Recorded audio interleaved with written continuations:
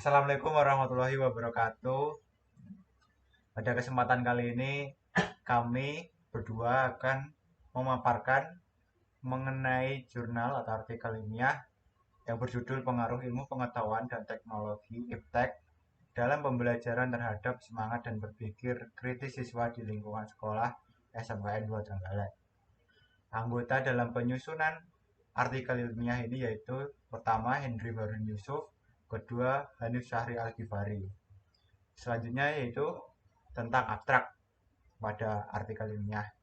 Abstrak pada zaman sekarang di era globalisasi terdapat pengaruh yang sangatlah besar dengan adanya ilmu pengetahuan dan teknologi (IPTEK) terhadap kehidupan bermasyarakat, terutama di lingkungan sekolah. Di samping itu, tuntutan dalam mempelajari IPTEK sangatlah penting untuk masa depan bangsa, sehingga diperlukan sebuah inovasi dalam pembelajaran dengan memanfaatkan IPTEK untuk menunjang semangat belajar siswa. Metode penelitian yang digunakan adalah metode penelitian tindakan kelas. Metode penelitian tersebut dilakukan untuk mengetahui masalah-masalah di dalam proses pembelajaran dan langkah-langkah yang dapat digunakan guru dalam memperbaiki kualitas pembelajaran. Hasil penelitian menunjukkan bahwa terdapat pengaruh positif dan signifikan dalam semangat belajar dan berpikir kritis siswa karena adanya IPTEK. Berdasarkan hasil penelitian, bisa disimpulkan bahwa terdapat pengaruh yang besar terhadap siswa SMKN. Selanjutnya yaitu pendahuluan penggunaan IPTEK untuk keberhasilan dalam pembelajaran sangatlah penting di perkembangan teknologi seperti saat ini. Perkembangan teknologi informasi saat ini memberikan tuntutan untuk setiap orang dapat memanfaatkannya dengan baik. Dikutip dari Astini tahun 2020. Penggunaan dapat dicapai dengan beberapa metode yang dapat ditemukan dan dipelajari dengan memiliki akses ke banyak sumber pengetahuan. Informasi telah disebarluaskan secara luas di internet dengan menggunakan berbagai media online atau internet yang dapat diakses dan dinikmati oleh orang lain. Masyarakat umum dapat dididik melalui berbagai sumber informasi. Berbagai informasi dapat dimanfaatkan sebagai salah satu media pendidikan bagi masyarakat luas. Hal ini tentunya memberikan kemudahan dan keberagaman sumber belajar. Dikutip dari Ratnawati dan Erdiningsih tahun 2020. Selain itu, IPTEK dapat mendukung dan terlatihnya dalam penggunaan IPTEK dalam dunia pendidikan yang terus berkembang, agar wawasan tentang pendidikan menjadi semakin luas. Dikutip dari Ihsan dan Humaisi tahun 2021. Selanjutnya akan dibacakan oleh saudara Hanif. Ya, selanjutnya kita masuk ke dalam metode penelitian. Dalam penelitian ini, penelitian tindakan kelas digunakan untuk mengidentifikasi kesulitan yang berhubungan dengan semangat serta keterampilan berpikir kritis siswa. Penelitian tindakan kelas bertujuan untuk mengubah sivitas akademika dan situasi tempat penelitian berlangsung ke arah perbagikan. Dikutip dari Prihantoro dan Hidayat tahun 2019.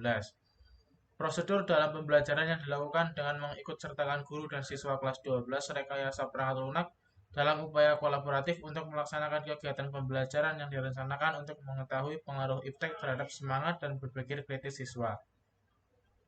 Sebelum memulai kegiatan di kelas, peneliti dan guru bekerja sama untuk memetakan permasalahan dan solusi untuk kelas tersebut dalam rangka meningkatkan semangat, kualitas pembelajaran, dan kemampuan berpikir kritis siswa. Pengumpulan data penelitian dilakukan dengan memberi tes tertulis serta observasi. Analisis data penelitian menggunakan analisis data kualitatif. Selanjutnya kita masuk ke hasil pembahasan. Yang pertama, data tahap 1. Data pengaruh IPTEK terhadap semangat pelaksanaan pembelajaran pada mata pelajaran Bahasa Indonesia. Data pengaruh IPTEK terhadap semangat pelaksanaan pembelajaran pada mata pelajaran Bahasa Indonesia dilakukan secara observasi. Ketercapaian pengaruh IPTEK dikatakan memiliki pengaruh yang besar ketika mampu mencapai 30 atau lebih dari 85% dari 35 siswa yang ada di kelas. Bisa dilihat dalam tabel 1 data pengaruh IPTEK. Dari 35 siswa, siswa yang terpengaruh berjumlah 30 atau presentasinya 80% dan siswa yang tidak terpengaruh hanya 5 dengan persentase 14%. Berdasarkan pada tabel 1 dapat diketahui bahwa pengaruh dari IPTEK pada tahap 1 sudah tercapai terhadap kinerja yang telah ditentukan. Siswa yang terpengaruh pada tahap 1 terdapat 30 siswa atau lebih dari sama dengan 85% dan siswa yang tidak terpengaruh terdapat sebesar 5 siswa atau lebih lebih dari sama dengan 14%. Yang kedua, data berpikir kritis siswa dari pengaruh IPTEK tahap 1. Data didapatkan dari hasil tes tertulis berjenis esai yang memerlukan kemampuan berpikir tingkat tinggi terhadap siswa. Pengaruh tersebut tercapai apabila 27 atau lebih dari sama dengan 77% dari 35 siswa. Bisa dilihat pada tabel 2, jumlah seluruh siswa berjumlah 35 siswa, dan siswa yang mampu berpikir kritis berjumlah 27 siswa atau 77%, dan siswa yang belum bisa berpikir kritis berjumlah 8 siswa atau 22%. Berdasarkan pada tabel 2 bahwa siswa kelas 12 rekayasa perangkat lunak dapat dikatakan memiliki kemampuan berpikir kritis. Dari hasil tes esai, kemampuan berpikir kritis pada tahap 1 telah mencapai 27 siswa, 77% dari 35 siswa dan ada sebanyak 10 siswa atau 22% yang belum mampu berpikir kritis dari 35 siswa. Berdasarkan hasil dari tahap 1, sudah dapat ditarik sebuah kesimpulan bahwa pengaruh IPTEK dalam semangat dan berpikir kritis siswa sangatlah besar. Semangat dan kemampuan berpikir kritis tersebut terbentuk karena IPTEK mempengaruhi banyak aspek seperti model ataupun metode yang dapat digunakan.